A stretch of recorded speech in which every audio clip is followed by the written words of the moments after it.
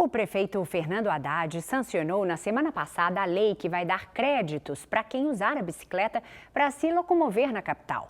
O programa ganhou o nome de Bike SP. Agora, falta definir como esses créditos serão distribuídos. O projeto já tinha sido aprovado na Câmara dos Vereadores. A ideia é incentivar o deslocamento por bicicletas que não poluem e ainda aliviam o trânsito pesado da capital. Para falar mais sobre o projeto, a gente recebe agora aqui no estúdio o Daniel Gucci. Ele é diretor de participação da Ciclocidade, Associação dos Ciclistas Urbanos aqui de São Paulo. Obrigada, Daniel, por ter vindo. Obrigado. Qual a avaliação que vocês fazem sobre esse projeto, essa aprovação? Falta regulamentar. E aí?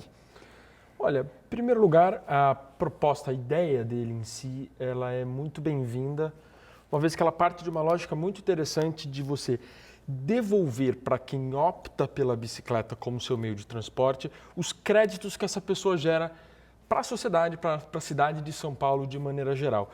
Créditos, obviamente, que podem ser mensurados, podem ser calculados do ponto de vista de saúde pública, da poluição do ar, do ponto de vista do trânsito, da mobilidade em si, quer dizer, todos os benefícios que a economia de rede que a bicicleta tem podem ser calculados e, portanto, devolvidos como crédito. Um pouco é essa ideia do projeto de lei, pelo que nós entendemos, em diálogo com a Câmara dos Vereadores, em diálogo também com parte do Executivo que está responsável pela regulamentação dessa lei, né? Você consegue enxergar como é que essa regulamentação poderá ser feita? De que forma essas pessoas poderão receber esses créditos?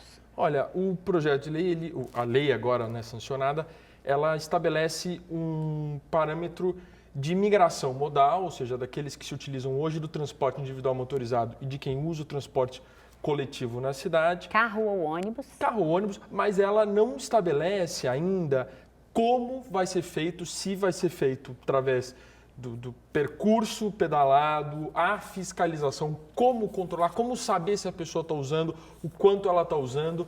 Vale lembrar também aqui que 40% de quem usa a bicicleta em São Paulo hoje tem renda de até 2 salários mínimos, ou seja, de zero, que é sem renda, até 2 salários mínimos, quase metade de quem usa a bicicleta. Então a gente também tem que imaginar que as políticas públicas têm que atender especialmente essas pessoas. E muitas delas já se utilizam da bicicleta porque o transporte público é ineficiente ou é caro, muitas vezes, não é? E também porque, obviamente, a bicicleta é o principal, é o mais funcional, mais rápido e mais prático meio de transporte para elas. A gente, obviamente, está pensando, tem que pensar nessas pessoas que já se utilizam, que já fazem parte da cultura e da história da bicicleta de São Paulo, e a gente tem que pensar também para aquelas pessoas que podem migrar, mas, obviamente, vislumbrando aqueles que mais precisam da bicicleta, onde a bicicleta vai ser mais adequada para o seu dia a dia. E eu entendo que trabalhadoras e trabalhadores, né, de baixa renda têm que ser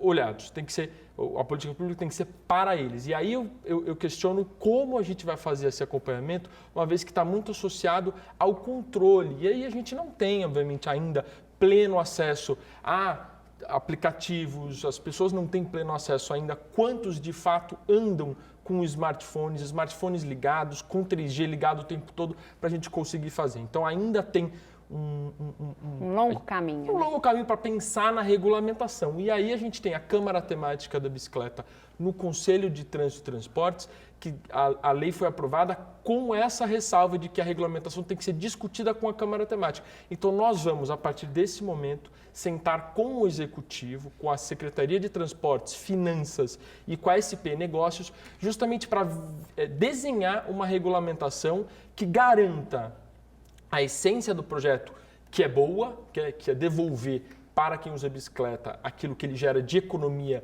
de crédito para a cidade, ao mesmo tempo que a gente não exclua pessoas, não exclua segmentos da sociedade importantes que a gente precisa incluir. Com a aprovação da lei, são 90 dias para que ela seja regulamentada. Isso significa que ela ainda vai ser feito, isso vai ser feito ainda este ano, nesta legislatura. Sim. Mas aí as mudanças poderão vir no ano que vem, de fato, né, que é quando a gente não sabe quem será o prefeito eleito.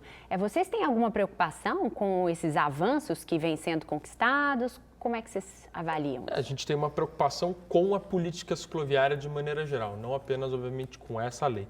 Então, tudo está em xeque, sendo questionado nesse processo eleitoral complicado que nós estamos vivendo em São Paulo.